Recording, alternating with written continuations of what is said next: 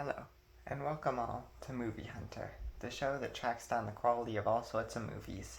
My name is Hunter, and today in the 19th episode, our target is the second season of the show Gravity Falls, which aired first on Disney XD, with the exception of the first and sixth episodes.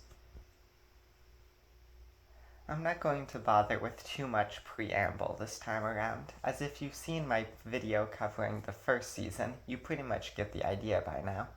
The series ran for 40 episodes in total, with the second season making up 20 of them.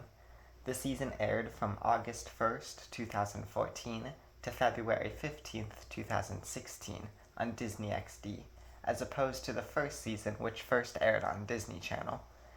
This season features the voices of Jason Ritter, Christian Schau, Alex Hirsch, J.K. Simmons, Linda Cardinelli, T.J. Miller, D. Bradley Baker, Carl Farulo, Nikki Yang, Thorup Van Orman, and Jackie Buscanero. The episode features directors Rob Renzetti, Joe Pitt, Matt Braley, Stephen Sandoval, and Suno Hall, and features writers Matt Chapman, Alex Hirsch, Jeff Rowe, Shion Takeyuki, Zach Pays, Mark Rizzo, Josh Winstein, and Mike Leanda. This video will have me reviewing the episodes one by one in order of release, and end with my final ranking of both seasons 1 and 2. Without further ado, let's get started. Season 2, Episode 1, Scary-Oke. Scary-Oke first aired on August 1st, 2014 on Disney Channel with 2.37 million US viewers, and 3 days later aired on Disney XD on August 4th, 2014. The episode was directed by Rob Renzetti and written by Matt Chapman, Alex Hirsch, and Jeff Rowe. Scary-Oke is a great start to this season, telling the audience that the overarching mysteries will be continued and that we're still going to have fun while solving them. The episode starts off with Stan continuing construction on his mysterious portal that attracts the attention of a secret government agency that investigates the paranormal. Meanwhile, the gang is preparing a party that night to celebrate the grand reopening of the Mystery Shack, now having secured it back from Gideon. Stan returns journal number 3 to Dipper, pretending to be uninterested, but it is revealed to us that he just made a copy of it, and Dipper confesses to Mabel that he's read Journal 3 back to back and feels at a roadblock for finding out the author of the journals. Agents Power and Trigger are sent to investigate the Mystery Shack, to which Dipper attempts to show them Journal number 3, but Stan shuts him down and confiscates the cards that the agents gave him. Determined, Dipper breaks into Stan's room and steals the card back, calling the agents and asking them to come over. While the party goes on, the agents arrive, and Dipper, in his desperation to prove the reliability of the journal to the doubtful agents, accidentally summons a bunch of zombies, who drag the agents away and scare the party guests away. Dipper, Waddles, and Soos then attempt to barricade in the Mystery Shack, though Soos is bitten immediately and shows the zombies how to get in. Stan then shows up and starts beating up the zombies, and they barricade in the attic. Stan tells Dipper and Mabel that he has always known about the strange things in Gravity Falls and has played ignorant to try and protect them from it. They then find out, however, that the journal has hidden messages in it that are revealed when put under a black light, and discover a way to defeat the zombies. By singing a karaoke song like Mabel had wanted them to, the trio are able to kill all the zombies and later return Soos back to normal. Stan allows Dipper to keep the journal so long as he only uses it for self-defense, and Dipper promises to so long as Stan promises that he doesn't have any more secrets. Both promise but cross their fingers behind their back. Also, the ending reveals that the agents survived and that they know exactly who they are looking for now. This episode is such a phenomenal return to the series. Dipper really acts like a stand-in for the audience in this episode, waiting impatiently for mysteries to be unveiled, and this episode tells us that they will be solved, but we're going to have to remain patient, because fun times still need to be had. The episode balances these things so nicely. The jokes are still on point, and the zombie invasion is really fun. Seeing the gang have to bunker in the Mystery Shack is great, and the sequence with Stan punching the zombies down is amazing. Also, Soos immediately getting bitten and then just acting like regular Soos but wanting to eat brains is hilarious. Honestly, it might just be one of the funniest jokes in the series. He just straight up has a conversation with Dipper at one point, and it's great. And the zombies being defeated by the terribly sung karaoke song is both a funny moment and a somewhat nice bonding moment for the trio. The agents are also a nice addition, making a really good impression on the audience in their short appearances, and ending with them becoming a possible threat in the future. Honestly, this episode is just a lot of fun. It lays out the goals nicely and has a good time while doing it. 9 out of 10. A triumphant return that reemerges all the excitement left at the end of the first season, and then some. Season 2, Episode 2, Into the Bunker. Into the Bunker first aired on August 4th, 2014, and had 0.94 million US viewers. The episode was directed by Joe Pitt and written by Matt Chapman and Alex Hirsch. Much in the same way that The Legend of the Gobblewonker was a great follow-up to the first episode of Season 1, Into the Bunker is a great continuation to the previous, by having a pretty big stakes adventure, as well as wrapping up an old plot from the first season. This episode follows Dipper, Mabel, Soos, and Wendy exploring an underground bunker built by the author of the journals that Dipper found out about because of the secret messages found using a blacklight. Dipper invites Wendy along to confess his feelings for her, though ultimately abandons the idea, deciding that he's now realized that he can't be with her, he doesn't need to confess his feelings. Mabel hears about this though and decides that he needs to confess his feelings because it will make him feel better, and forces Dipper and Wendy deeper into the bunker without her and Soos. There, Dipper and Wendy find the author of the journals, though it quickly becomes apparent that he is actually a shapeshifter who copied the form of a mascot on a can of beans. The shapeshifter steals journal number 3 from Dipper, but Dipper and Wendy are able to get it back with the help of Mabel and Soos, who frees the shapeshifter, who warns them of their potential fate that awaits them should they continue digging. Once out of the bunker, Dipper and Wendy have a talk about his crush on her because he accidentally confessed it to her in the bunker when he suspected her dead, when it was actually just the shapeshifter in disguise. They talk and end things on good terms as friends, and Dipper, while still obviously sad, ultimately feels better for having confessed his feelings, and Mabel apologizes to him for forcing him into telling Wendy. Also, Soos's briefcase that he finds turns out to be a laptop, presumably owned by the author and filled with secrets. This episode is truly great. The adventure in the bunker is an extremely interesting and engaging one. The fake-out with the author is well-paced, allowing the audience to start to piece together his true identity before the characters, so as to not disappoint when they have to backtrack on revealing one of the biggest mysteries of the series. The shapeshifter himself is incredibly interesting, having known the author personally, as well as just making for a great and terrifying villain, similar to the Summerween trickster, while not just being a cheap copy. The ending where Dipper and Wendy are able to just talk it out and end things on good terms is a really great scene, and it's nice to finally get a conclusion on the plot that was starting to wear a bit thin in Season 1. Actually, this is just a really solid Wendy episode, and is probably the closest we get to a Wendy-centered episode in the series. Mabel and Soos also get some funny interactions, and overall this episode manages to keep up the comedy extremely well, even with the crazy advances in the story and plot. And of course, the ending with the laptop is another great intrigue, in case you aren't already deeply invested in the show. 10 out of 10 episode. Great on all fronts, with good character moments and a really good mystery. Season 2, Episode 3, The Gulf War. The Gulf War first aired on August 11th, 2014, and had 1.27 million US viewers. The episode was directed by Matt Braley and written by Alex Hirsch and Jeff Rowe. The Gulf War is a pretty good episode, with not a whole lot unique to it compared to the other episodes, other than the start of Pacifica's character arc.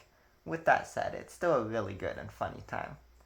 The episode follows Dipper, Mabel, Stan, and Soos going miniature golfing, with Mabel being exceptionally good at it.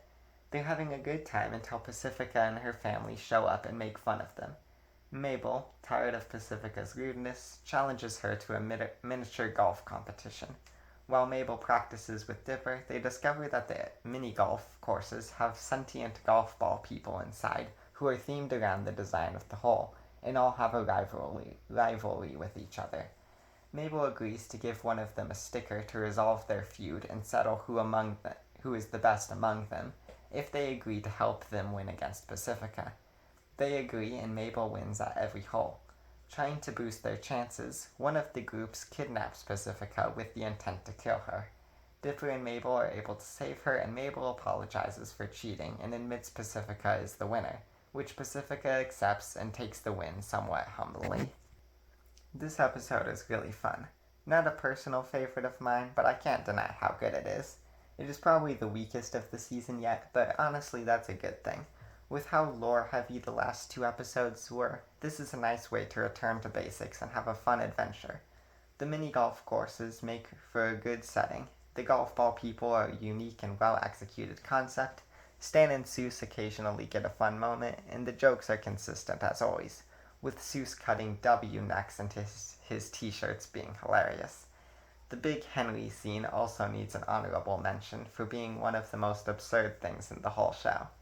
I especially enjoy small Pacifica moments that give a brief look into her home life and nicely set up the events in the future episode Northwest Mansion Mystery, such as her parents not coming to pick her up or watching her match against Mabel.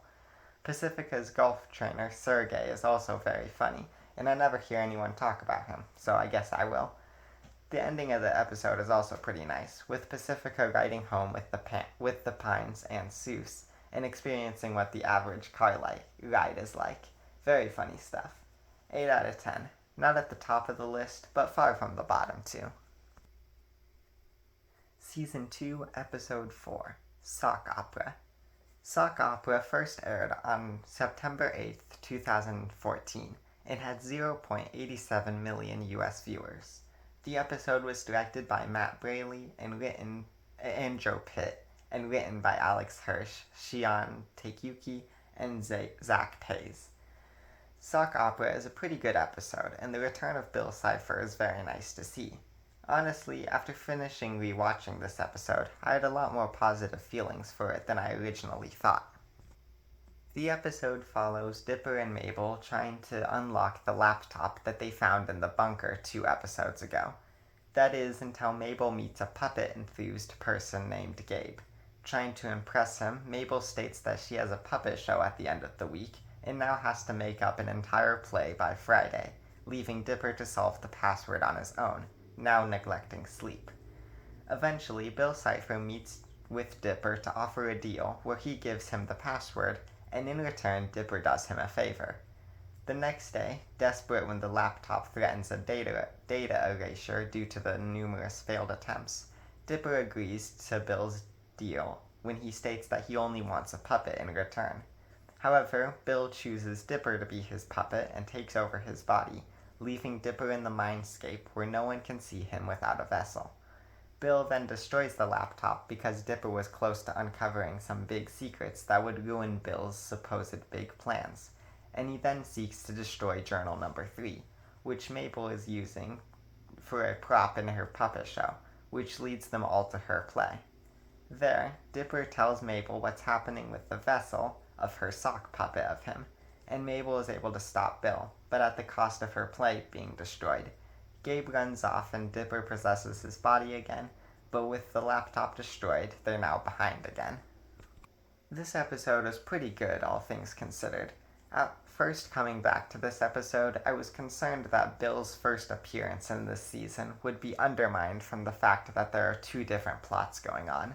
But upon rewatch, they actually do a really good job of bringing back Bill and reminding everyone that he is still out there and the threat that he poses, as well as intertwining the plots together at the end. Having him destroy the laptop and then trying to destroy journal number 3 is an interesting shift in perspective, as Dipper and Mabel are being targeted for getting closer to uncovering mysteries. Bill is fun as always, and his jokes when possessing Dipper are really funny, with him now able to feel pain and him actively seeking ways to cause himself pain. Bill's manipulation to Dipper and Mabel is also really interesting. He convinces Dipper to make a deal with him at the cost of one of Mabel's puppets, by reminding him of what Dipper has done for Mabel in the past, and making him think that she should return the favor. He almost convinces Mabel to hand over the journal when he alludes to the fact that it would otherwise ruin her play, but she then denies it to him because she cares for Dipper and realizes that he would do the same for her. Bill trying to get between Dipper and Mabel's friendship is really interesting, and the manipulation required for him to even begin to crack it is really a testament to their strong bond. Other than Bill, the puppet stuff is alright. Gabe is probably the least interesting of Mabel's crushes, but he has funny enough moments and doesn't take up all too much screen time for it to matter that much. I've heard a lot of people compliment the puppet show itself for its comedy, and while I still think it's funny, it's not what immediately comes to my mind when thinking about the best jokes the show has to offer. But it's still really funny, just maybe a bit too weird for me in some areas. 9 out of 10 episode. Another great one for the season, if not a bit bloated in some areas. Still, it's near the top. Season 2, Episode 5, Soos and the Real Girl. Soos and the Real Girl first aired on September 22nd, 2014, and had 0.84 million US viewers. The episode was directed by Matt Braley and written by Alex Hirsch and Mark Rizzo. This episode is great, by finally giving an episode to my favorite character in the show, Soos. This episode is perfect for him. It gives him a good problem and has him work it out in a very Soos-like way, has him learn a lesson, and ends with him for the better because of it. This episode follows Soos's grandma requesting that Soos bring a girl with him to his cousin's engagement party the following week. So, Soos goes looking for someone to take and gets the help of Dipper and Mabel to coach him along at the mall. Soos is unable to form a relationship with anyone though, and resorts to buying a dating simulator video game that has been returned multiple times. The video game character, Jiffany, coaches him along, but Soos becomes addicted to the game and has a difficult time pulling himself away from it when Dipper and Mabel come back to check on him after he didn't show up to work and have to drag him away. Back at the mall, Soos meets with Jiffany again, who explains that she is no ordinary game and can travel through devices.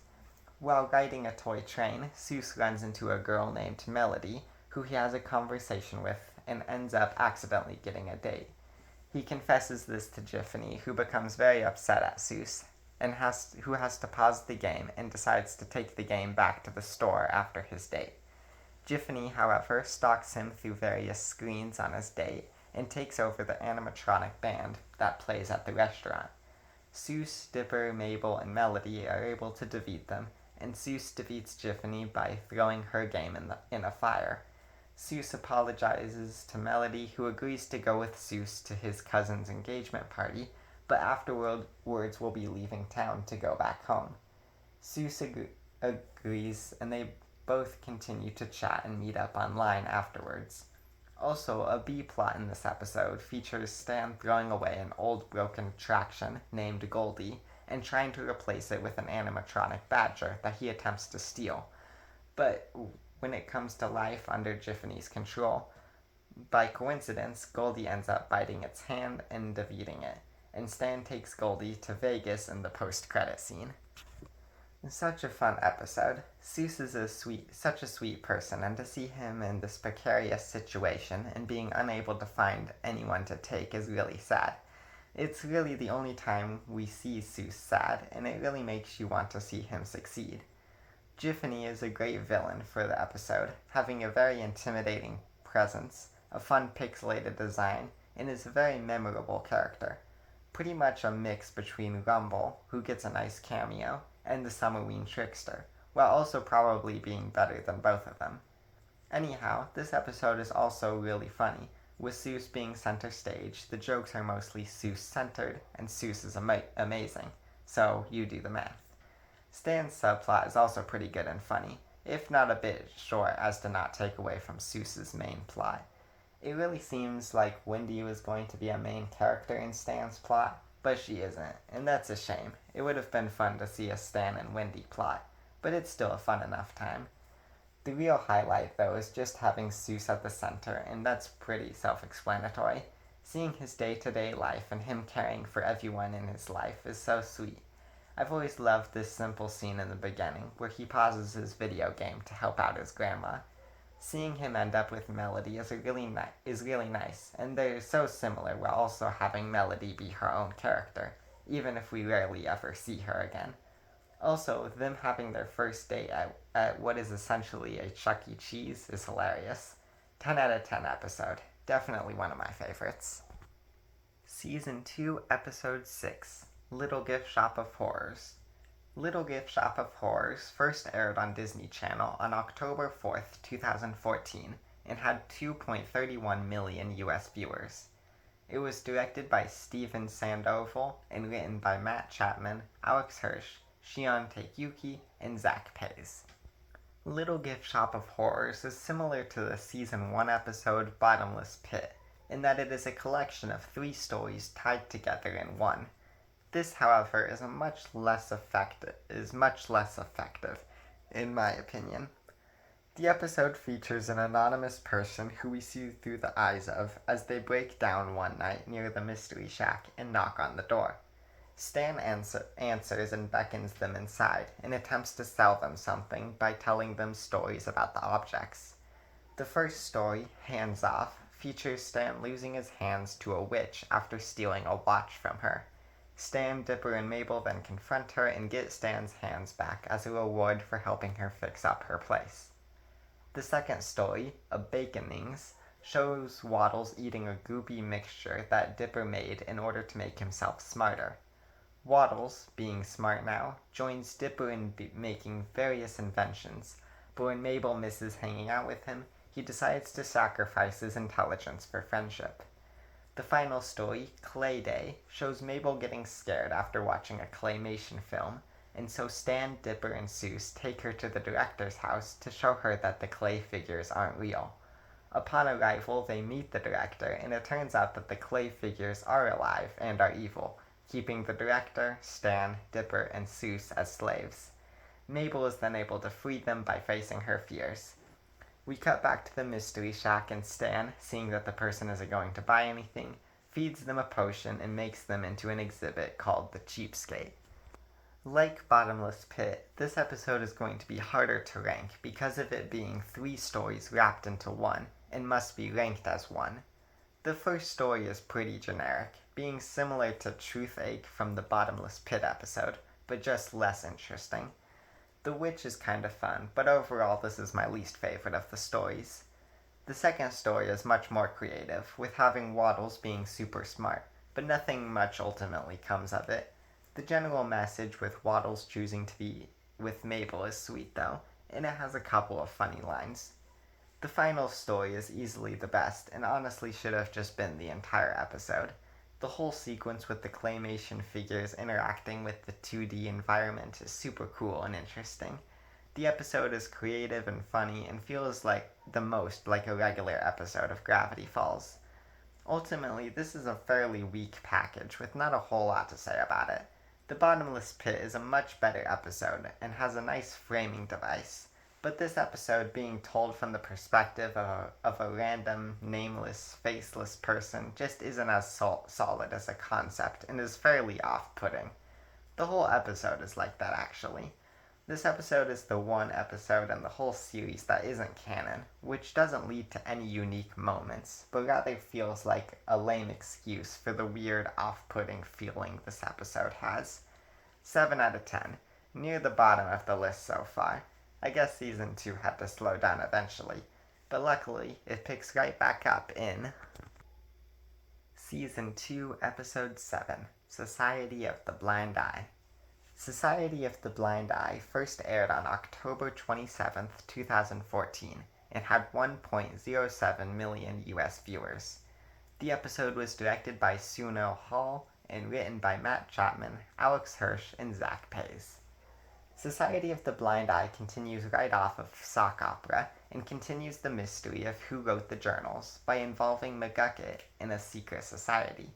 It's a very important episode lore-wise and is a really good time, though I do have a couple of minor issues. The episode starts with Dipper and Mabel investigating the now broken laptop and discovering a label on it reading McGucket Labs, leading Dipper to suspect that he wrote the journals. Now with a new lead, Dipper, Mabel, Soos, and Wendy go to McGucket's place, who informs them that he doesn't remember much about who he was, but briefly recalls something as Dipper flips through the journal, and the gang piece together that he may have had his mind erased. They travel to McGucket's earliest memory, the local museum, and discover a group of hooded figures who call themselves the Society of the Blind Eye. They are eventually captured by them, and they explain that the people of Gravity Falls become troubled when encountering the monsters here. So the founder of the society found a way to erase those memories so that the citizens wouldn't have to remember the things they saw, and they've been doing this for so long that they don't even remember their founder. Dipper, Mabel, Soos, Wendy, and McGucket are able to defeat them and erase their memories of the society ever existing, and they retrieve McGucket's memories. It is revealed that McGucket wasn't the author, but that he worked with him, and upon discovering the potential horrors of the machine the author was building, quit the project and wished to forget his involvement with it. He invented the memory eraser and used it on himself so much that it eventually led to him becoming insane. McGucket thanks the gang for helping him remember his past and states that the memories are beginning to come back, but they're still foggy right now. This episode is really good, though it is probably my least favorite of the three lore-focused episodes so far, referring to the episode Into the Bunker and Sock Opera. My first issue is the subplot which features Mabel wanting to forget her failed summer romances and discusses using the memory eraser on herself with Wendy, which is so inconsequential to the main plot that I didn't even mention it in the summary. The strange thing about it is that Mabel and Wendy are on the main plot's adventure, so this subplot is really forced and tries to do too much with too little time. My second issue is this episode's effect on the larger story of Gravity Falls. Obviously, McGucket working with the author is a huge reveal, and I don't mean to understate that. Rather, I'm referring to the secret society of which the episode is named after. The Society of the Blind Eye is really interesting and great in this episode, but the members being made up of random side characters has no effect on the series because they end up forgetting about the society in the end, so the reveal really just feels like shock value. Similarly, the society being disbanded implies that the town folks are going to remember the strange things they see now, but we never see them scared in the future. They just seem as ignorant as ever in later episodes. Despite my complaining, this episode is still really good, and these problems are ultimately of very little meaning. Giving McGucket an actual important role is incredibly cool to see, and incorporates his technological skill and the author of the journals in a really cool way.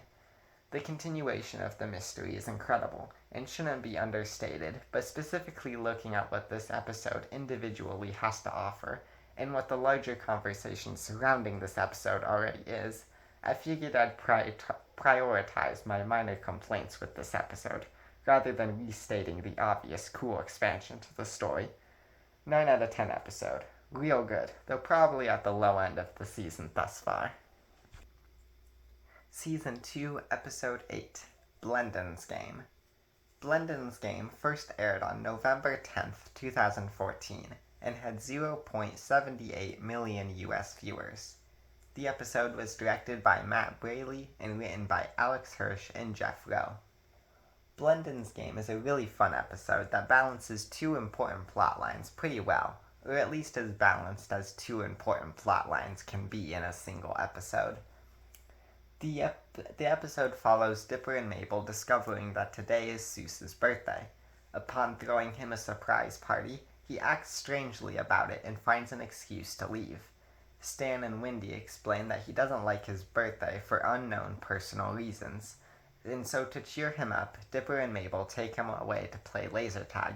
However, they get taken away by Blendin, the time traveler from the first season, who challenges them to compete in a future competition called Globnar, in which the winner gets to decide the loser's fate and is awarded a time wish, which allows them to wish for anything paradox-free.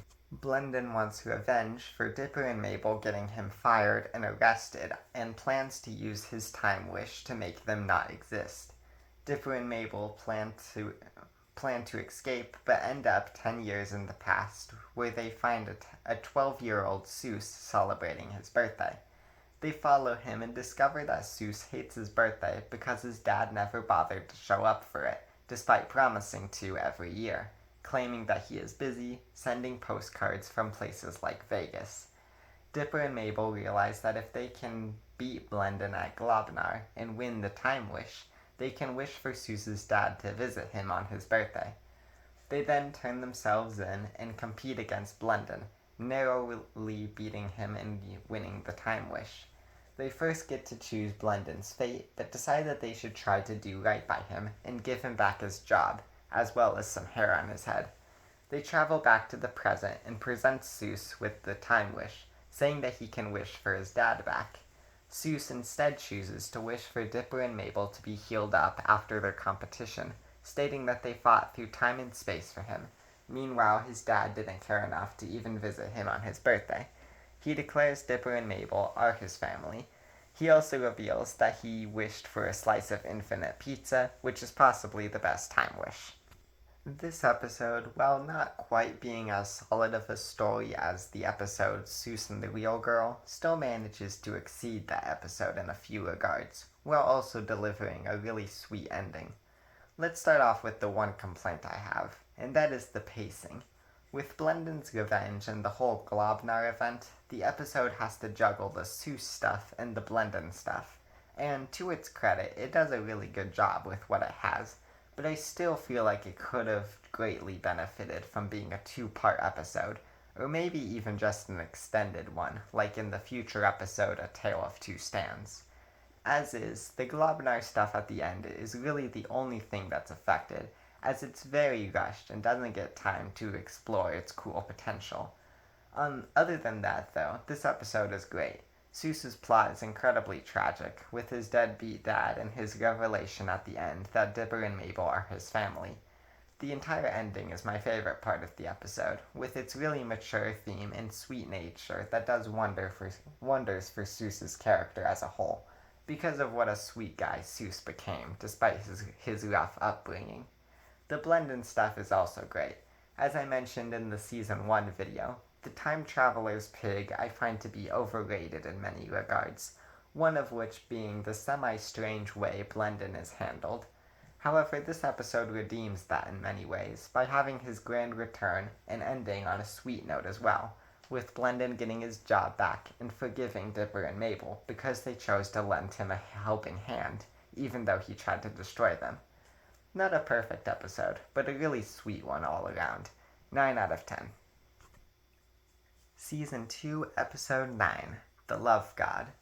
The Love God first aired on November 26, 2014, and had 0.82 million US viewers. The episode was directed by Sunil Hall and written by Alex Hirsch and Josh Winstein. The Love God is definitely a low point for the season, and somewhat of the series as a whole, mostly due to its bizarre ending, but also because of its rather uninteresting plot. The episode follows Dipper Wendy and her friends discussing their plans to go to the festival where a bunch of bands play, when they stumble upon Robbie, who was kicked from the group after his and Wendy's breakup, still mourning the loss of Wendy, though he denies it. The group leaves him, but Mabel feels bad and decides to try and help him find a date, getting him to agree to go on a blind date that she set up with him with Tambry, one of the members of Wendy's friend group.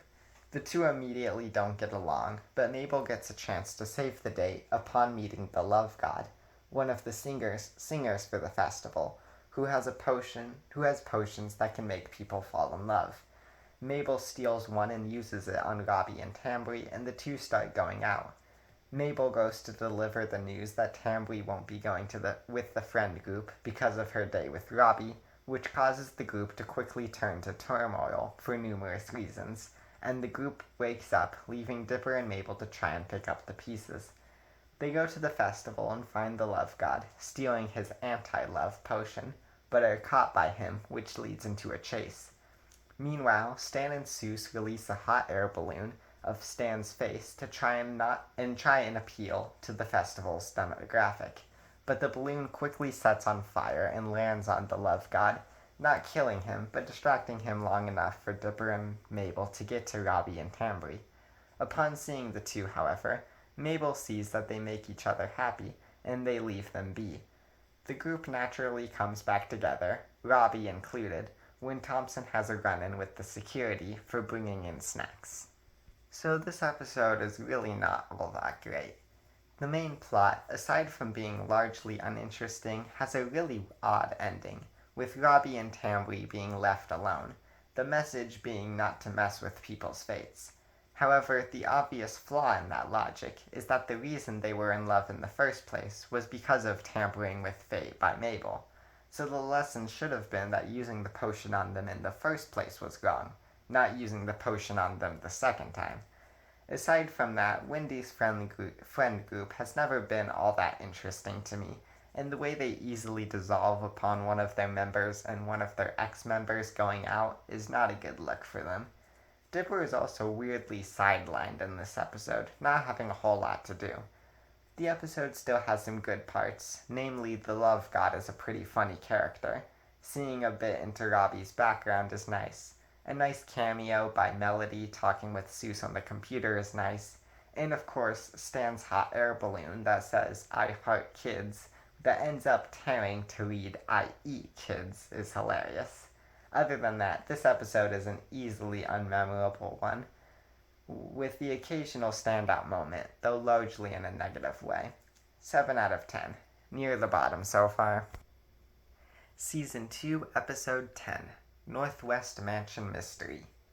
Northwest Mansion Mystery first aired on February 16th, 2015, and had 1.17 million US viewers. The episode was directed by Matt Braley and written by Alex Hirsch, Mike Rizzo, and Jeff Rowe. This is a fan favorite episode for many reasons, and while I might end up ranking it lower than most would expect, that really just comes down to a personal preference of the higher tier episodes, as I still consider this episode to be really great. The episode follows Pacifica's Northwest's family throwing their annual party that brings in rich people and denies entry to any common folk. With a ghost stirring up trouble the morning of the party, Pacifica seeks out Dipper's help, to which he agrees in return for 3 invitations to the party for Mabel, Candy, and Grenda. Dipper goes with Pacifica to take care of the ghost, utilizing the journal, which explains that ghosts have a danger ranking of categories 1 through 10. Dipper originally thinks that it'll be a category 1, but quickly realizes it's a category 10 after he and Pacifica have a close run-in with him. Meanwhile, Mabel, Candy, and Grenda enjoy the fanciness and agree not to argue over this one fancy and rich boy, Marius, though that quickly goes out the window when Mabel and Candy shoot their shot without Grenda because of her aggressive nature. When she finds out, it ends up in an argument between the 3. Dipper and Pacifica are able to capture the ghost, and Dipper goes to banish it. However, the lumberjack ghost tells Dipper about how 150 years ago, he helped build the Northwest's mansion along with many other common folk, some of whom died, with the promise that there would be an annual feast for all. But when the day came, they were laughed at and denied entry, and the lumberjack died in a mudslide, waiting outside the mansion, and in his final breath cursed them, saying that he would return in 150 years, a curse passed down for generations. Dipper, upset that Pacifica knew this and lied to him, goes back to the mansion and confronts her on this. She tries to apologize, but her parents stop her and tell Dipper that it is the final time his kind would be allowed into the party. Dipper tells Pacifica off and continues banishing the ghost. The ghost is able to trick him, however, and escape, raining terror down upon the mansion and its rich guests. Dipper runs back to the mansion and encounters Pacifica, who further investigated the secret room she and Dipper found, only to find that it hid the secrets of other horrible things her family has done. Dipper tells her that she doesn't have to be like them, and Dipper goes out to face the ghost, only to be turned to wood like the rest of the guests. Pacifica then confronts the ghost and agrees to open the gates to the common folk, in return for everyone being turned back to normal.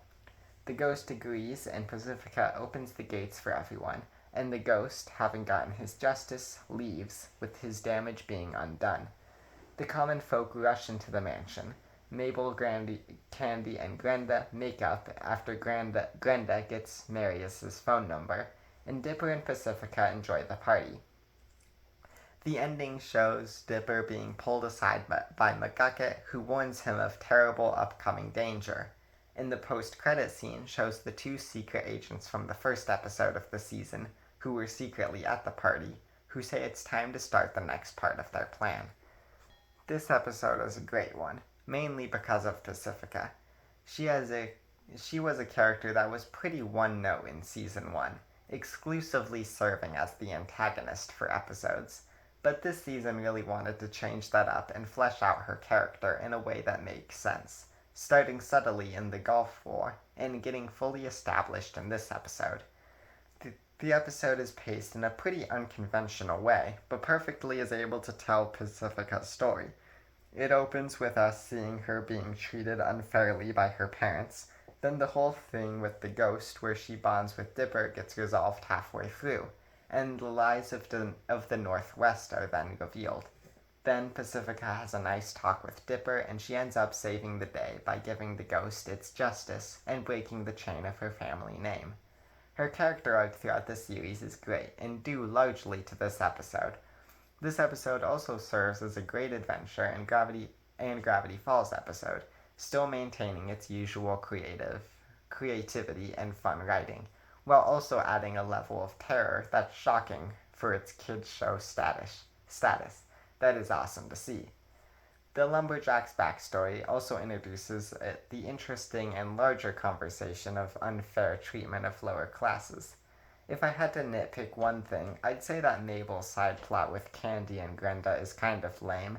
It is pretty short overall and doesn't really do much, but I think would have been better if cut and just added that runtime to the main plot. Not that it necessarily needed it. Anyhow, this episode is great. 9 out of 10. It also serves as a great setup for the absolute game changer of an episode that is Season 2, Episode 11, Not What He Seems. Not What He Seems first aired on March 9th, 2015. It had 1.58 million US viewers. The episode was directed by Steven Sandoval and written by Matt Chapman, Alex Hirsch, Jeff Rowe, Shion Takeyuki, John Winstein, and Zach Pays. Not What He Seems is such a monumental episode in the series that strings together so much of the show thus far and delivers an anxiety-driving experience the whole way through and delivers a shocking ending reveal.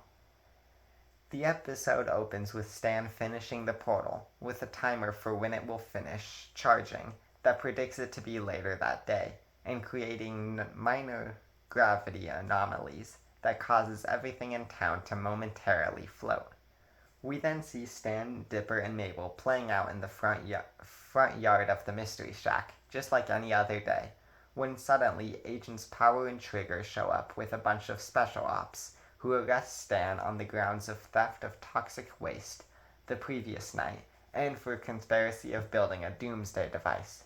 Stan pleads innocent, claiming that he was restocking the gift shop last night, but is still taken into the station, while Dipper and Mabel are taken to child services. Stan uses his phone call to tell Soos to guard the vending machine with his life. Dipper and Mabel are able to escape and sneak into the Mystery Shack to search through the security tapes in Stan's room to prove his innocence. However, they instead find Stan bringing in toxic waste and discovering a bunch of fake IDs, and most shocking of all, a newspaper clipping declaring Stan Pines dead after a fatal car crash, leading them to suspect that Stan isn't actually Stan, but rather a master criminal who killed the real Stan Pines a number of years ago, and later assumed his identity. Dipper also discovers a code, which Mabel recognizes to be a code for the vending machine, and they confront Soos, who Mabel is able to distract with while Dipper inserts the code, opening up a secret underground bunker. Dipper and Mabel, with Soos now joining them, explore it, only to discover Stan's portal counting down, with minutes left, and discovering that Stan has all 3 journals, leading Dipper to suspect that Stan stole them from the author and is using the portal to destroy the world, as the journals warn that the portal very well could. Stan, utilizing the more frequent and dramatic gravity anomalies, is able to escape police custody and rushes his way back to the Mystery Shack, sending a taxi driver to drive in the opposite direction, leading the cops away. Dipper, Mabel, and Soos begin the process of shutting down the portal and get it to the point where all they have to do is hit a big red button in the middle of the room. However, at that very moment, Stan rushes in and begs them not to hit the button. Just then, a massive gravitational anomaly causes everyone to float, and Dipper and Soos get into a tumble with Stan, giving Mabel the time to float towards the button. The portal then creates a massive pushback that forces Stan, Soos, and Dipper to the back of the room, but Mabel, holding onto a wire, crawls closer to the button. With seconds on the clock, Stan begs Mabel not to push it, saying that everything he's done has all been for his family, and asks Mabel if she really thinks he's a bad guy. Mabel ends up trusting Stan and releases hold of the button, allowing the timer to hit zero, and the portal becoming fully operational, sending a massive blast throughout the town. With the gravitational anomalies over, the 4 watch as out of the portal emerges a mysterious figure who picks up one of the journals. Dipper asks who it is, and Stan responds, "The author of the journals, my brother," and the episode ends. What an episode. The way this episode is able to perfectly present a dramatic shift in tone for the series by placing the character dynamics that we've come to love over the course of the entire series in the center of it all astounds me even after all these years. Everyone gets multiple moments to shine, and their unique personalities all shine through in their actions and this episode. All their unique personalities get to shine through in their actions with this episode. Stan, with his always shaky morals and mysterious and likely criminal-filled past, he is fairly easy to be presented as a master criminal mind, especially after all the evidence that gets uncovered about him. Soos is amazing in this episode too, and I'm so glad that he was in it, because I feel like he could have so easily been cut, but he adds such a phenomenal touch to this. His loyalty to Stan shifting to protecting Dipper and Mabel from this potential evil mastermind is such a good dynamic for him. Dipper, having his life saved thanks to the author all summer, is quick to believe him once again when Stan is believably framed as a major threat to humanity. Mabel, being the one to decide whether their portal stays active or not in the end, was such a great idea and amazingly executed. She believes her brother, but also thinks about Stan and all the things he's done. He insists that everything he has done is for his family, and thinking back, it doesn't make sense to Mabel to not trust Stan. He gave her and Dipper a free gift from the Mystery Shack in episode 1. He punched a dinosaur for her pet pig. He saved them from zombies, and a lot more. Mabel's choice to ultimately not push the button is a nearly wordless action, but speaks to so much of what the show has presented us with throughout the entire series. And the ending with the author being revealed as Stan's secret brother is such a satisfying moment that, if not for the amazing progression the entire episode has, could have easily fallen flat, but instead knocks it out of the park. I'm a huge advocate for the final episode of Season 1, but this simply must take its spot as the new number 1, because it is simply perfect. 10 out of 10, no notes. And luckily for us, that number 1 spot could very well be disrupted again, very soon. Season 2, Episode 12, A Tale of Two Stans. A Tale of Two Stans first aired in 4 entire months later, on July 13th, 2015, and had 1.91 million US viewers. The episode was directed by Sunil Hall and written by Matt Chapman, Alex Hirsch, and Josh Winstein. The episode is also the first in the series to have an extended runtime of 29 minutes, rather than the usual 22. A Tale of Two Stans is such a great episode, perfectly detailing the lives of Stan and his twin brother, their great relationship and eventual falling apart, that lead one of them to being stranded in another dimension, and the other working the rest of their lives to save the other. The episode begins right off of where the previous left off, with Stan, Dipper, Mabel, and Soos underneath the Mystery Shack, and Stan's brother, having recently come out of the portal, gets somewhat informed on what's going on, with who Dipper and Mabel are, and why there are government agents looking for them just above. Stan's brother also reveals that Stan stole his name, Stanford, and that Stan's real name is Stan Lee. For the sake of simplicity, I will take the route the show takes and refer to the original Stan as Stan, and the new one as Ford. Anyhow, Stan now has some clearing up to do, and begins the story with him and Ford as children going on adventures, with a very similar relationship to Dipper and Mabel. Stan, being the troublemaker, and Ford, being exceptionally smart, makes for a great duo, and they create a plan to build a boat and sail the world to escape from the judgment Stan receives as a screw-up, and Ford receives for having 6 fingers on each hand. As they grow older, Ford begins to consider his college options, with the college coming by soon to check out his recent science project. Stan, nervous that the school will take his brother away, accidentally breaks Ford's science project, causing Ford to be rejected by the college. Ford finds out about this and gets upset with Stan, accusing him of purposely sabotaging it to get Ford to stay. When their dad hears this, he kicks Stan out of the house, splitting up Stan and Ford. While Stan travels from town to town, coming up with new scams and new IDs to try and build up a fortune for himself, Ford goes to a backup college where he has to work extra hard to excel there, and is given funding for independent research, which he decides to spend on researching anomalies, such as his 6 fingers, and discovers that the town of Gravity Falls has a higher rate of reports than anywhere else. He builds a shack and fills out 3 journals worth of knowledge and research. He also begins construction on a portal that'll close the gap between realities. He calls his old friend, Fiddleford McGucket, who accidentally gets his head stuck through the portal momentarily, scarring him and quitting the project, which we know leads him to create the memory eraser and go crazy. Ford becomes more and more paranoid at the portal's doings, and calls Stan because he's one of the only people he can trust. When Stan arrives, Ford gives him journal number 1 and tells Stan to get on a boat and sail as far away as possible with it. Stan becomes upset with him for calling him after all this time just to tell him to go away, and for hoarding all of his cash when Stan was out there struggling.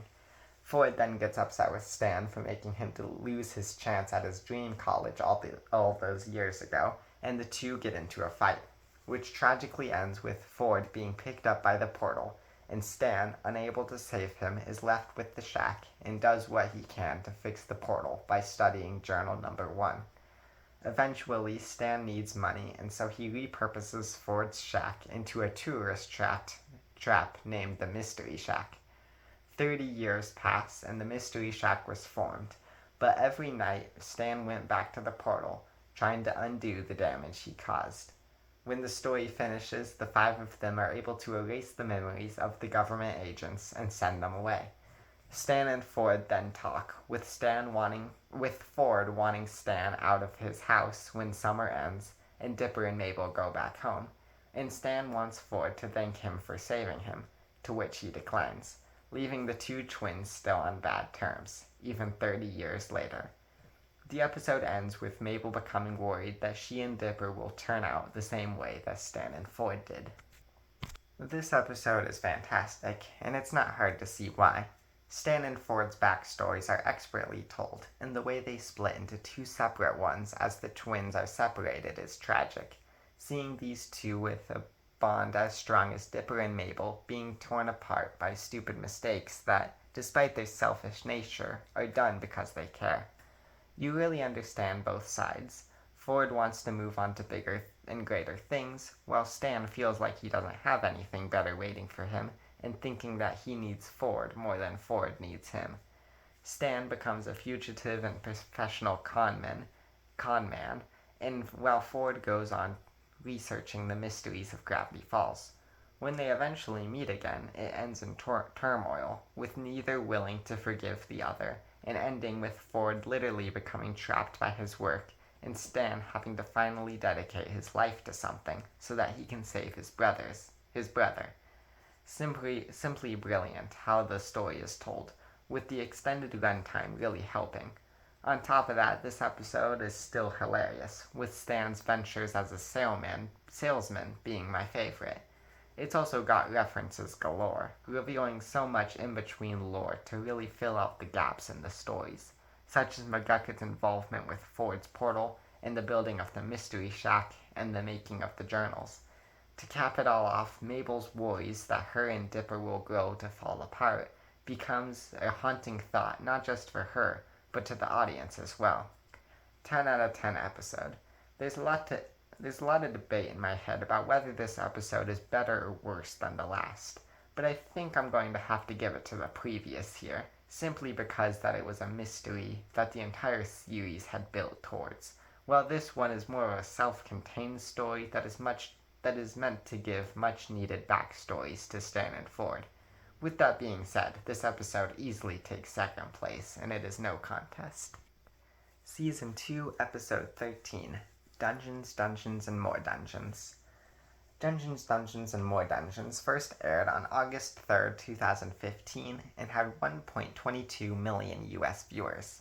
The episode was directed by Steven Sandoval and written by Matt Chapman, Alex Hirsch, John Winstein, and Zach Pace. Dungeons, Dungeons, and More Dungeons is an episode with a big weight on its shoulders, with the previous two episodes changing up the entire status quo of the show. This episode has to deliver a story that makes the new normal feel natural, and it does a really good job. The episode follows Dipper wanting to spend time with Ford, but being unable to because he spends most of his time in the bunker under the Mystery Shack, and Stan wanting Dipper to stay away from Ford. Dipper struggling to entertain himself with no one to hang out with, and the biggest mystery of the summer solved, but being unable to talk to him, starts playing the role-playing game Dungeons, Dungeons, and More Dungeons. When Ford finds out, he begins to play with Dipper as it was a game he greatly enjoyed before being trapped in another dimension. During one of their gaming sessions, Ford shows Dipper one of his relics from another dimension, the infinity-sided die, which, when rolled, can result in anything happening. When their game gets in the way of Mabel and Stan's TV show, the bag containing the die gets rolled and summons the game's main antagonist, Probabilitor, who kidnaps Dipper and Ford. Stan, Mabel, and Grenda go after them, which results in them having to play a game of D&D and more D against Probabilitor, and finding themselves enjoying the game that they mocked Dipper for. They win through Stan's cheating, and Probabilitor is erased, and Dipper and Ford are saved. Dipper and Ford continue to hang out, during which Ford shows Dipper something that he doesn't want anyone else to know about, a dimensional rift that formed after the activation of the portal, but is currently contained safely within a glass container. However, the glass is cracking and needs to be addressed, or else the other dimension could seep into this one. Ford states that he tells Dipper this because he trusts him, but doesn't want him telling Stan or even Mabel. This episode is really fun. The Dungeons & Dragons parody is really fun and well done. Probabilitor, played by Weird Al, is a great and funny antagonist, and Ford is very naturally integrated into the Gravity Falls formula, with Dipper and Ford's friendship being a great contrast to Mabel and Stan's friendship. There's not really a whole lot more to discuss about this one, though. It's just a really fun time, with a great concept that is also able to establish where Ford fits in the new status quo. I suppose one unfortunate thing is that the D&D parody isn't really able to kick off until about halfway through the episode, as establishing Ford really takes center stage. It's also kinda strange how Glenda just randomly is there in the third act and without candy. Other than that, the TV show Mabel and Stan watch is a funny callback to the season 1 gag of Duck Detective. Also ending with Ford requesting that Dipper not tell Mabel about the rift is a great setup that eventually gets paid off in an enormously great way down the line. 8 out of 10. A really fun episode all around. A step down from the last two, but a necessary one. Season 2, Episode 14, The Stanchurian Canidate. The Stanchurian Canidate first aired on August 24, 2015, and had 1.16 million US viewers. The episode was directed by Matt Braley and written by Alex Hirsch, Jeff Rowe, Josh Winstein, and Mike Leonda. The Stanchurian Canidate has my vote for the most just kind of average feeling episode thus far. Remembering that this is Gravity Falls we're talking about definitely puts into perspective that the fact that this is not an insult in the slightest. But with that being said, it is a very telling of the somewhat awkwardness present in the 4 episodes between A Tale of Two Stans and Dipper and Mabel versus the future. The episode follows the death of the 102-year-old mayor of Gravity Falls, and the town coming together to pick a new mayor for the first time in almost a century. Gideon's dad, Bud Gleeful, runs for mayor, with Stan quickly going to run against him, wanting to secure a name for himself after his death, like Ford likely will. After Stan fails to win over the public, Dipper informs Ford on the situation, and Ford presents him with an old invention of his that allows for mind control. The invention is in the form of a tie that allows the person wearing the matching one to control the other. Despite the ethical ambiguity, Dipper and Mabel agree to use it on Stan to help him debate better, as they believe that Bud will most certainly use his powers as mayor to destroy the Mystery Shack and free Gideon from prison. We learn this to be true as we see Bud talk with Gideon about Stan suddenly doing better in the polls, and Gideon using a page he ripped from journal number 2 to mind control Bud. Eventually, Stan learns about Ford's mind control tie and tells Dipper and Mabel that he can win by himself, with Dipper and Mabel entering Soos into the election against Bud. In the final debate, Stan debates poorly again, and Gideon, controlling Bud, discovers Dipper and Mabel's plot, trapping them inside the soon-to-be-blown-up mountain in the dead mayor's honor. Stan sees this and abandons his post, saving Dipper and Mabel in front of the crowd, with the town voting for him, winning the election. However, due to Stan's criminal record, Soos being unable to debate, and Bud being controlled by a criminal, the title of mayor is instead given to the only remaining candidate, a background character named Tyler, who is known for being an enthusiasm enthusiast. The episode ends with Gideon in prison, claiming that he is ready to make a deal with Bill Cipher. Like I said, there isn't really a whole lot to talk about with this one. It's still got its funny moments like any other episode of the show, but it just kind of loses the plot with me towards the end. Gideon taking over his dad's mind doesn't really change up the episode that much, other than just getting to be able to see him again. Same goes for Dipper and Mabel controlling Soos. Ford isn't really in this episode that much, which is strange. The episode throws a lot at the wall, and not all of them stick is really my main complaint. And it just isn't that coherent from scene to scene, I suppose. There's good moments here and there, like having Tyler become the new mayor is a funny twist in the status quo. There's plenty of quotable moments in the episode, like when the news reporter announces the death of the mayor and then starts crying, only to then reveal that she's just happy that they have real news to report. The very concept of Stan running for mayor is also pretty funny, and I suppose the ending with Gideon and Bill is a nice foreshadowing of what's to come. 8 out of 10. Not a favorite of mine, but still not bad. Season 2, Episode 15, The Last Mabelcorn. The Last Mabelcorn first aired on September 7th, 2015, and had 0.84 million US viewers. The episode was directed by Matt Braley and written by Alex Hirsch. The Last Mabelcorn is a pretty good episode throughout, with the two plot lines that are both pretty interesting, but is held back from being one of my favorites due to the awkward way in which the two plots intertwine. The episode opens with Ford having a dream that Bill invades, warning of the impending doom. The next day, Ford holds a family meeting where he comes to discover that Dipper and Mabel already know Bill, though he himself doesn't reveal his connection to him. Ford tells them about a way to protect the Mystery Shack from Bill's power, though it requires unicorn hair. Mabel, excited at the chance to meet a unicorn, agrees to go retrieve it, bringing along Candy, Grenda, and Wendy. Meanwhile, Ford and Dipper start a plan B, lest Mabel is unable to retrieve the hair, given that Ford's experience with them has been difficult. They start by strengthening Dipper's mind, with Ford's device that'll make him immune to Bill's mind control, though it takes time. Mabel and her group continue their journey and come across the unicorn, though she claims that Mabel is not pure of heart and to come back when she is.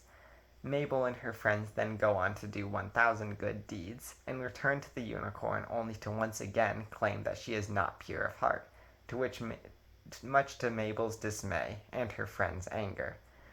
Wendy, Grenda, and Candy then plot to steal the unicorn hair for being mean to Mabel, but the plot goes haywire and the unicorn catches them.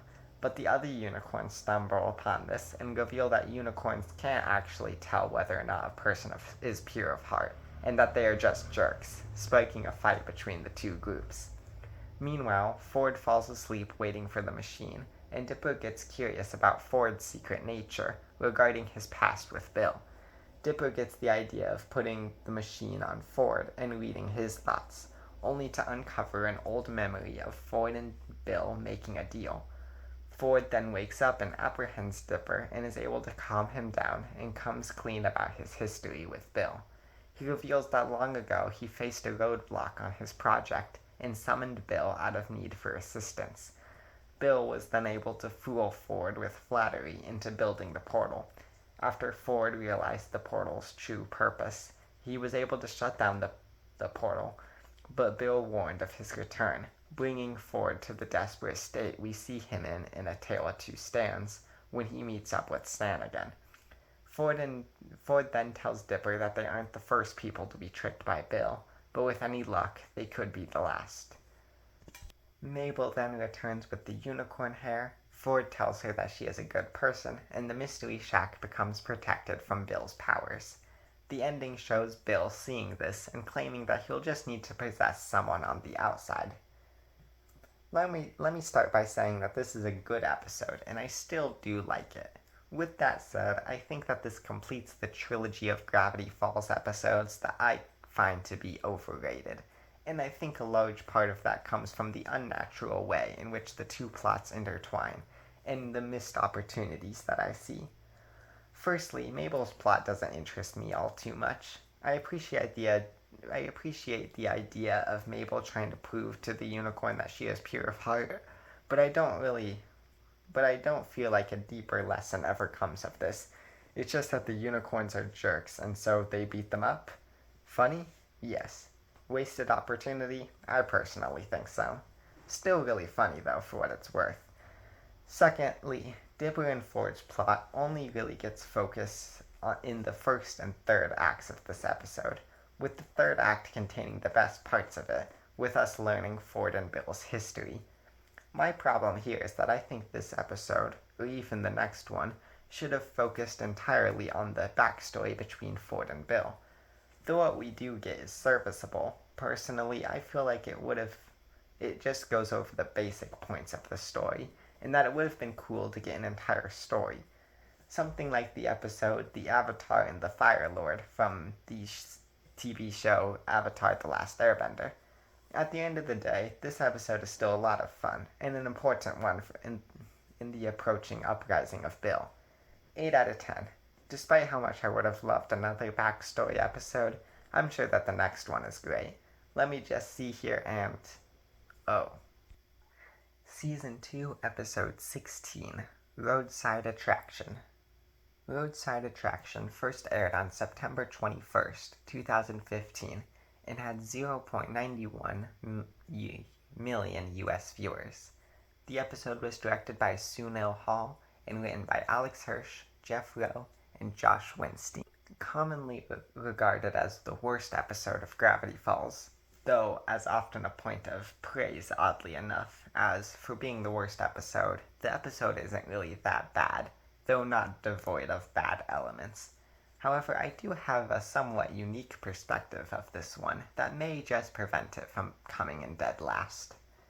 The episode follows Stan taking Dipper, Mabel, Soos, Candy, and Glenda on a road trip to visit various other tourist traps and sabotage them.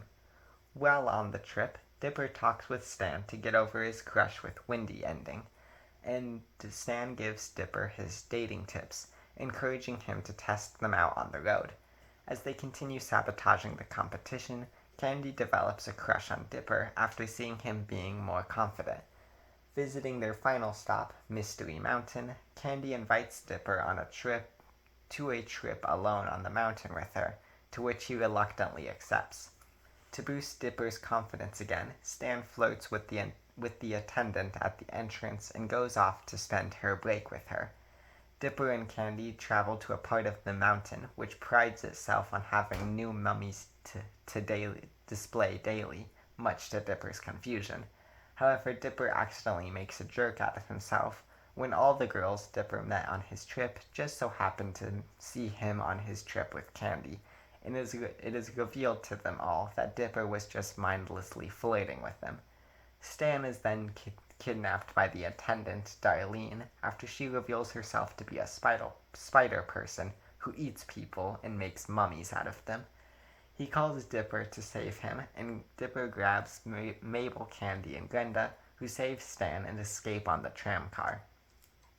Dipper apologizes to Candy, and he and Stan have a talk about relationships, in which Stan admits that he's no good at them. The gang returns to the Mystery Shack to find that the Mystery Shack has been crashed by the owners of the other tourist trapped owners, and also they accidentally left Soos behind at the corn maze. This episode has a lot of problems. Firstly, and arguably most prominently, the episode is very strangely placed. This is the 5th to last episode of the series, and has no story elements whatsoever. This wouldn't normally be an issue, but the last episode ended with the Pines family bill-proofing the shack, so why are we now leaving the shack behind? Similarly, Ford is nowhere to be seen in this episode, and isn't even mentioned. It really gives the feeling that this episode should have been in Season 1, or at the very least before the episode Not What He Seems, as this slot in the timeline really should have been reserved for an episode featuring Ford, at least a little bit anyways. On top of that, the Dipper getting over Windy plot being brought back is very annoying, given its stellar conclusion in the episode Into the Bunker. And similarly, the subplot in which Candy gets a crush on Dipper is very random and confusing, given the much better setup between Dipper and Pacifica in the episode Northwest Mansion Mystery. And all the people Dipper flirted with showing up at the end to gang up on him is the weakest writing shown in the entire show, arguably. There's just no way that they all would have shown up at the same spot at the exact same time as Dipper and Candy. The lesson learned by Stan and Dipper is also just really unclear to me. I just don't understand the need to bring back the crush on Windy plotline, which was already so well resolved. With all that being said, there are fun elements too.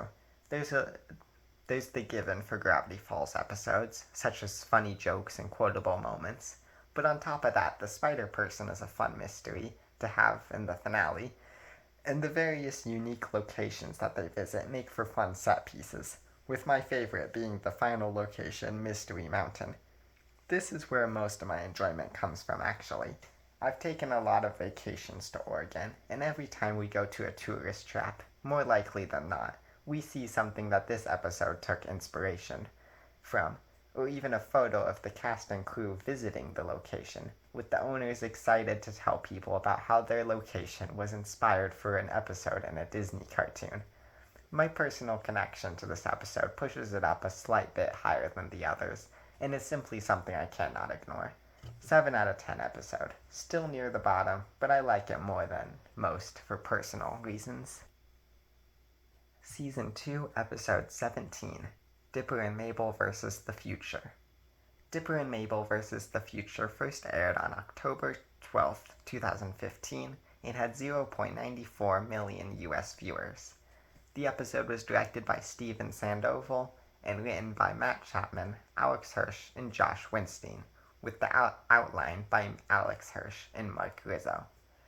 This episode is a very important one, being the last episode to set up the 3-part finale, and one that must still be good and must still be a good time on its own.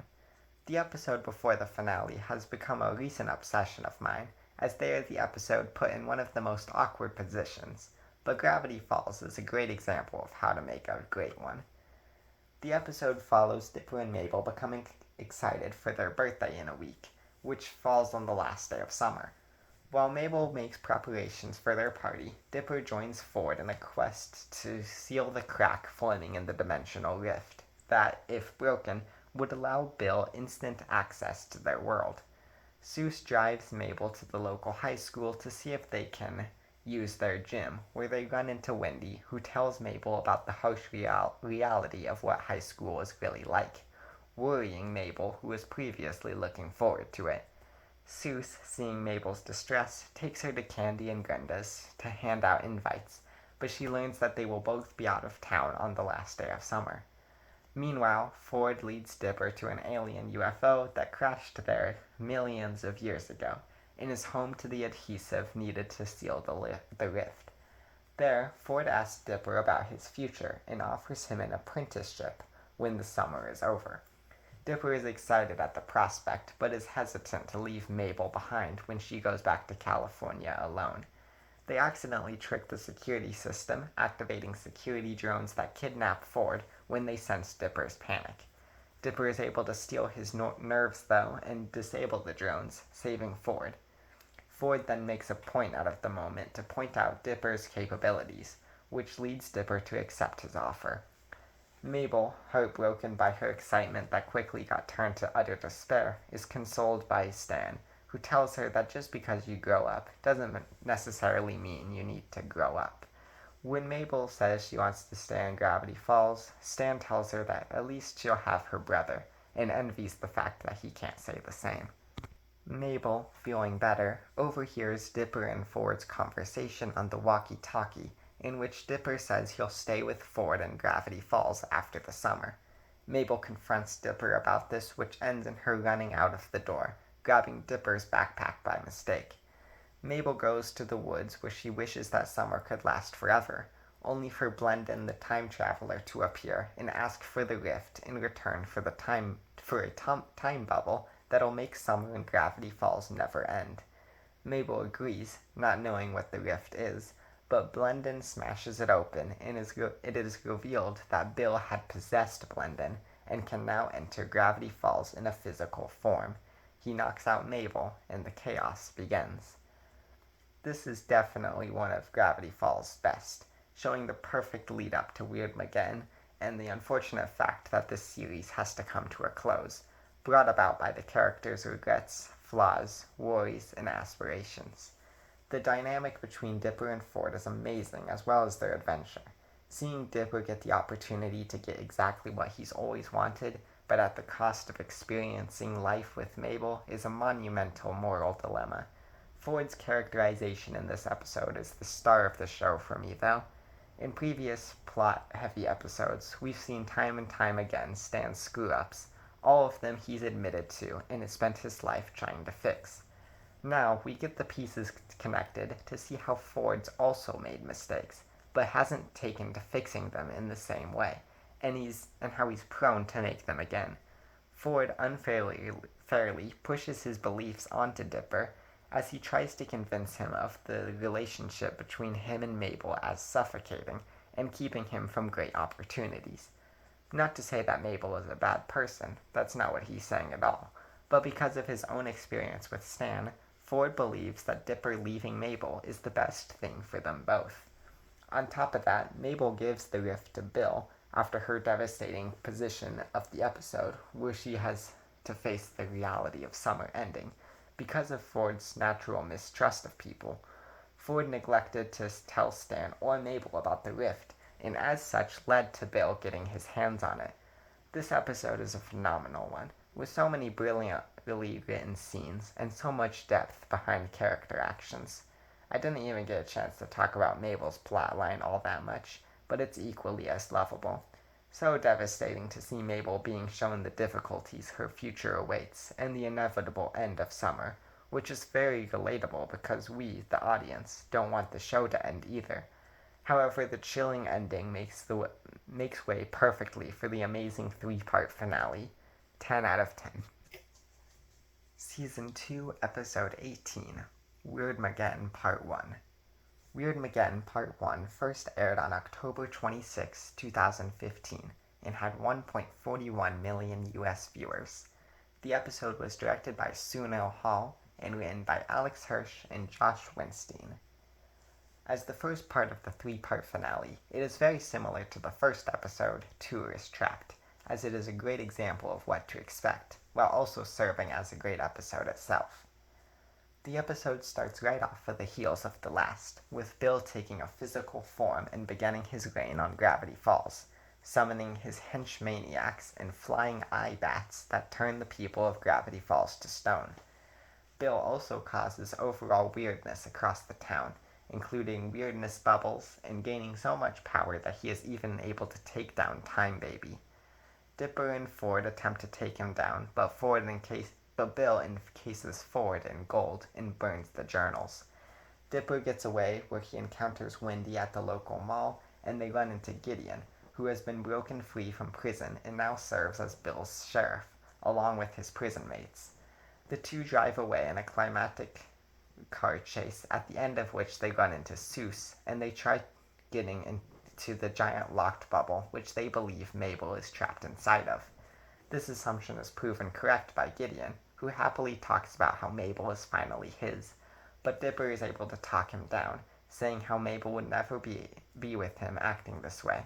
Dipper convinces Gideon that Mabel would be way more likely to consider it if he went up against Bill to help save the world, and so Gideon and his cellmates go to distract Bill as Dipper, Wendy, and Soos walk into the bubble. This episode is great from start to finish.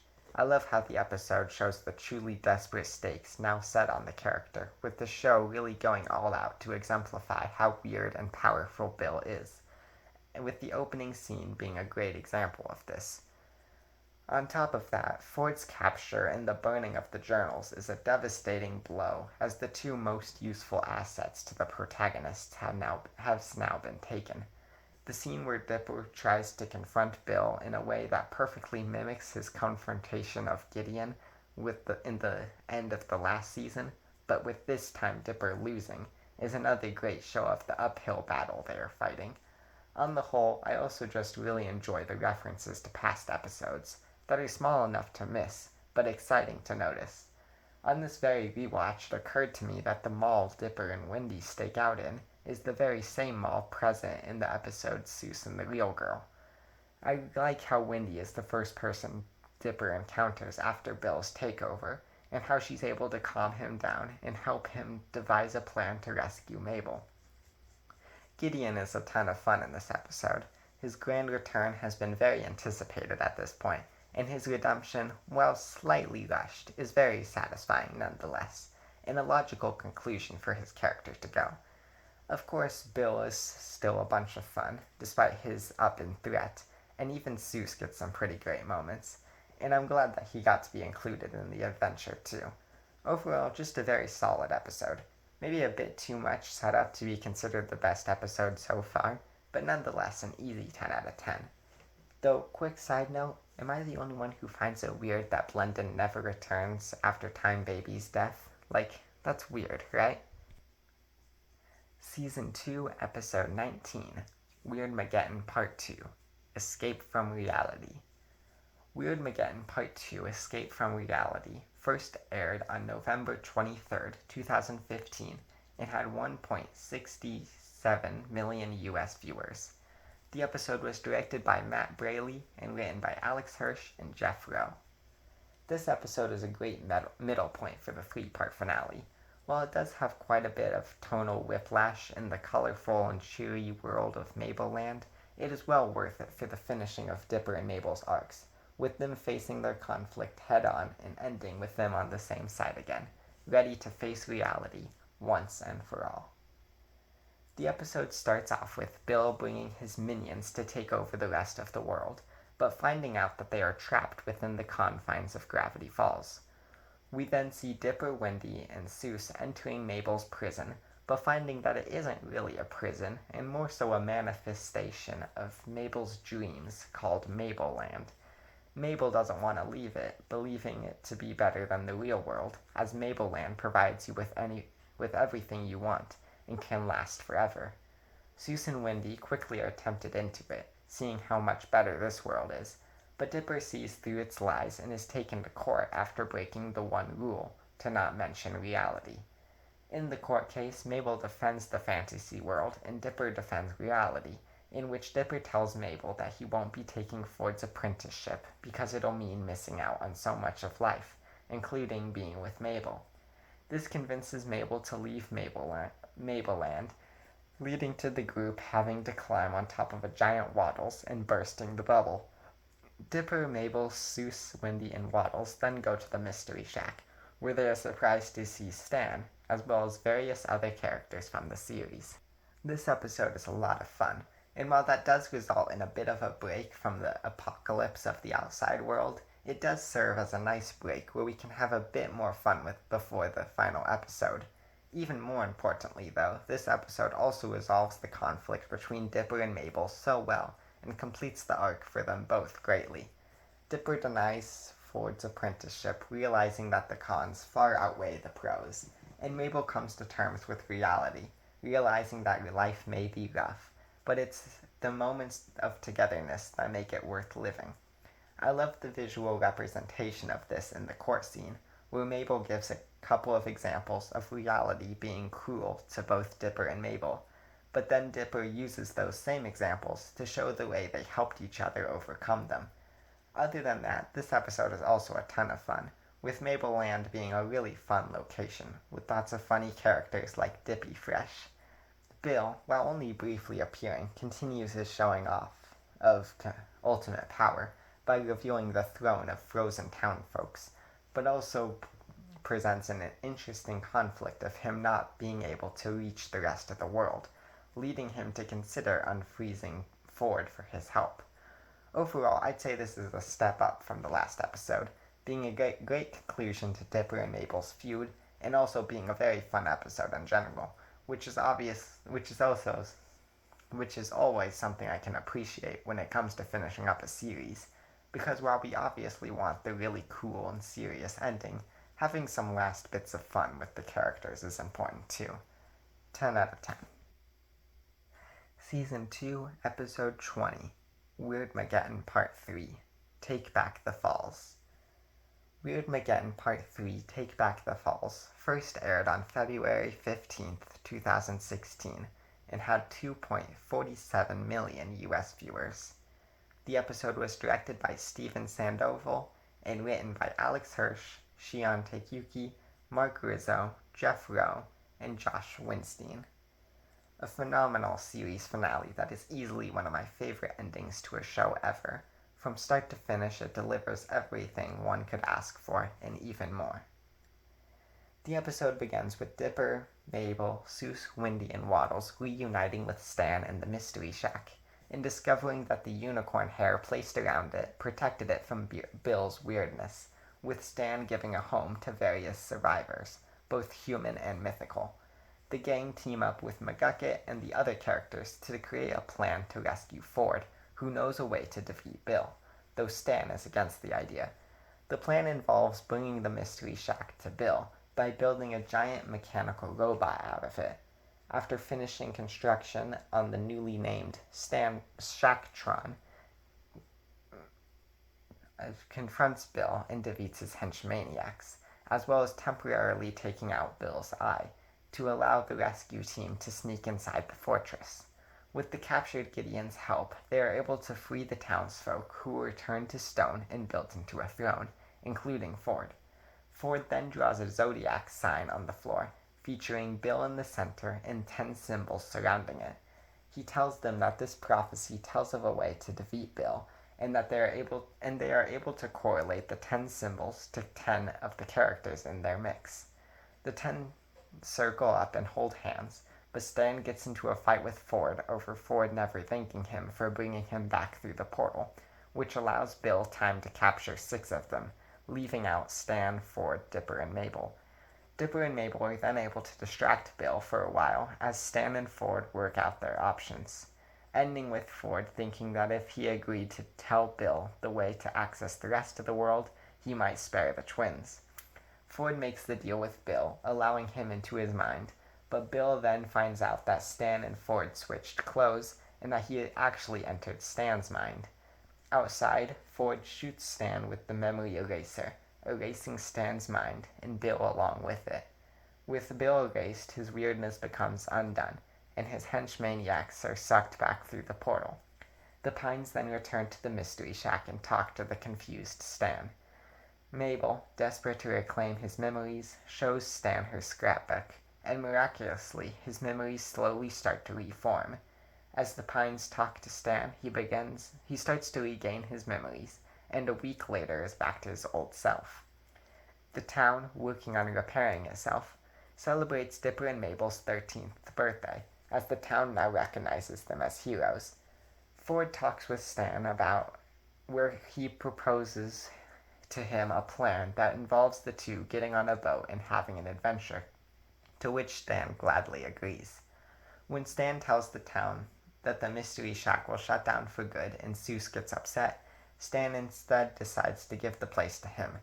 Dipper and Mabel say their goodbyes as they board their bus back to California, during which Dipper opens the letter Wendy gave him that reads, "See you next summer," with the signatures of various friends and families surrounding it.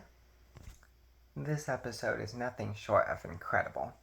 The ending is one of, if not the most, important things to a TV show, and Gravity Falls not only knocks it out of the park, but surpasses all other episodes, in my humble opinion.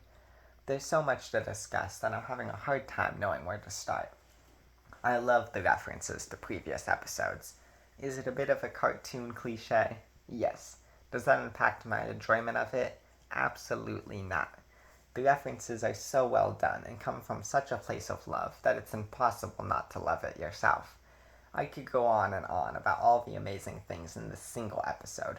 Possibly all 39 previous episodes are referenced in this one in one way or another. From the Gobblewonker, Gideon's robot, dinosaur, and Stan's portal on the Shacktron, to the Manitors, golf ball people, unicorns, gnomes, Rumble McSkirmish, Multi-Bear several times, and disembodied wax head of Larry King taking refuge in the Mystery Shack, it's all so glorious. The fight with the Shacktron against the henchmaniacs as an electric guitar plays the show's iconic theme song is so exciting to watch. One thing I've neglected to mention till now is the amazing way this show gets you to care about the background characters. And I'm not talking about Soos or Mabel's friends, or even characters like Rumble McSkirmish. I mean the townsfolk who are rarely, if ever, plot relevant. Somehow these characters like Toby Determined, Lazy Susan, and the sheriff and deputy, and even nameless characters like the pizza t-shirt guy, are so integrated into the show's identity that you deeply care about them being freed from Bill's throne. I love Stan's conflict with his brother in this episode. Him being hesitant to save Ford given that he spent 30 years trying to save him, and to not get so much as a thank you makes total sense. On top of that, Stan saved people in Gravity Falls and gave them shelter, and Ford caused the end of the world, and somehow he's still the dumb one, and Ford is the guy who can save the world. Stan's sacrifice is so amazing. His final words to Bill before he punches his face into nothingness is such a cool defeat for Bill, and the aftermath of Stan not remembering the entire summer is heartbreaking. Some people take issue with the fact that Stan gets his memories back, and while I can see where they're coming from, tonally I think it makes sense. Firstly, we see that the same thing happened with McGucket at the end of the episode The Society of the Blind Eye, and that many years after, his mind was erased multiple times. Secondly, I think that Mabel showing him her scrapbook is a beautiful way to give Stan his memories back, and shows Mabel's progression as a character from the previous episodes where she wanted to disregard her memories. Speaking of Dipper and Mabel, they are similarly great in this episode, with their redemptions said and done in the previous episode. In this one, they are able to pave the path towards Bill's defeat, leaving Stan and Ford to finish the job. Stan and Mabel's final confrontation against Bill is not only amazing from the terrifying prospect of Bill's powers, but also as a great show of Dipper and Mabel's teamwork. The Zodiac, while ultimately becoming a failed plan, I think is still a really cool concept, declaring various characters as destined to join hands. The characters being Dipper, Mabel, Stan, Ford, Soos, Wendy, Gideon, Robbie, Pacifica, and McGucket I think makes a lot of sense. Maybe Robbie is an outlier, being not as important as the others, but I think that as a Season 1 minor antagonist who was able to end things off on a good note with the Pines twins, I think it's still justified. And while 10 is a nice round number, I think that Blendin should have been there. And if you want to hit the more satisfying number of 12, you can include Waddles or something. But at the end of the day, it's still cool. That leaves the ending to talk about. Everything from the birthday party onwards is actually perfect, not a single nitpick. Starting with the side characters, I love Gideon learning to become a regular kid, Pacifica's family losing their mansion, and McGucket gaining their mansion. I love the background character conclusions like Toby Determined finally getting on the official news station. My favorite character, Soos, gets an amazing ending, with him becoming the new owner of the Mystery Shack being so wholesome, as well as his girlfriend, Melody, and his grandma moving in. Of course, Stan and Ford finally getting on a boat and sailing the world like they planned to all those years ago is beautiful. And finally, Dipper and Mabel's birthday, with Wendy and her friends declaring them technically teens, and their final goodbyes are simultaneously heartfelt and heartbreaking. Mabel being allowed to bring Waddles aboard, and Dipper swapping hats with Wendy, ending with them stepping into the unknown is great. It's hard not to get teary-eyed listening to Dipper's ending monologue, which contrasts nicely with his opening one in the first episode, and watching the conclusions to our characters playing out. I have no more words for this finale. Simply perfect from start to finish. Easy 10 out of 10. Without further ado, here is my final ranking of the 40 episodes contained within the 2 seasons of Gravity Falls, from worst to best. Number 40, Season 1, Episode 17, Boys Crazy. Number 39, Season 2, Episode 9, The Love God. Number 38, Season 2, Episode 6, Little Gift Shop of Horrors. Number 37, Season 1, Episode 5, The Inconveniencing. Number 36, Season 2, Episode 16, Roadside Attraction. Number 35, Season 1, Episode 18, Land Before Swine. Number 34, Season 1, Episode 3, Headhunters. Number 33, Season 1, Episode 4, The Hand That Rocks the Mabel. Number 32, Season 1, Episode 14, Bottomless Pit. Number 31, Season 1, Episode 12, Summerween. Number 30, Season 1, Episode 13, Boss Mabel. Number 29, Season 1, Episode 9, The Time Traveler's Pig. Number 28, Season 2, Episode 14, The Stanchurian Canidate. Number 27, Season 1, Episode 16, Carpet Diem. Number 26, Season 1, Episode 6, Dipper vs. Manliness. Number 25, Season 1, Episode 10, Fight Fighters. Number 24, Season 2, Episode 13, Dungeons, Dungeons, and More Dungeons. Number 23, Season 2, Episode 3, The Gulf War. Number 22, Season 2, Episode 15, The Last Mabelcorn. Number 21, Season 1, Episode 1, Tourist Trapped. Number 20, Season 1, Episode 15, The Deep End. Number 19, Season 2, Episode 1, Scary-Oke. Number 18, Season 1, Episode 2, The Legend of the Gobblewonker. Number 17, Season 1, Episode 11, Little Dipper. Number 16, Season 1, Episode 8, Irrational Treasure. Number 15, Season 1, Episode 7, Double Dipper. Number 14, Season 2, Episode 7, Society of the Blind Eye. Number 13, Season 2, Episode 4, Sock Opera. Number 12, Season 2, Episode 10, Northwest Mansion Mystery. Number 11, Season 2, Episode 8, Blendin's Game. Number 10, Season 1, Episode 19, Dreamscaperers. Number 9, Season 2, Episode 18, Weirdmageddon Part 1. Number 8, Season 2, Episode 5, Soos and the Real Girl. Number 7, Season 2, Episode 2, Into the Bunker. Number 6, Season 2, Episode 19, Weirdmageddon Part 2, Escape from Reality. Number 5, Season 2, Episode 17, Dipper and Mabel vs. the Future. Number 4, Season 1, Episode 20, Gideon Rises. Number 3, Season 2, Episode 12, A Tale of Two Stands. Number 2, Season 2, Episode 11, Not What He Seems. Number 1, Season 2, Episode 20, Weirdmageddon Part 3, Take Back the Falls. With that, the season averages an 8.9 out of 10, and a little less for the series overall.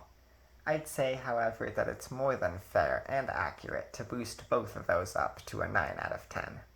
I love Gravity Falls, easily one of my favorite shows of all time, and I will re-watch it time and time again. As I've mentioned, Gravity Falls is very hard to rank, and to a certain extent, it's useless to rank them, because every episode, even the worst ones, still have merit and heart behind them. This series is amazing, and if you still haven't watched it after these 2 videos, I highly recommend it. Gravity Falls is very special to me, and I'm very happy I started my reviews of series with it. That leaves the question of what series I'm going to review next. I've had a few different ideas, some I've seen, some I haven't, but first I need to talk about the idea as a whole for a second. These videos are very hard to make. Very fun, but very hard. With releasing a review on a movie every week, I need to watch episodes of the series in between the other videos. This is not me canceling these types of videos, but it is a slowdown of them. I'm going to try and get them out as fast as possible, but it's going to take time.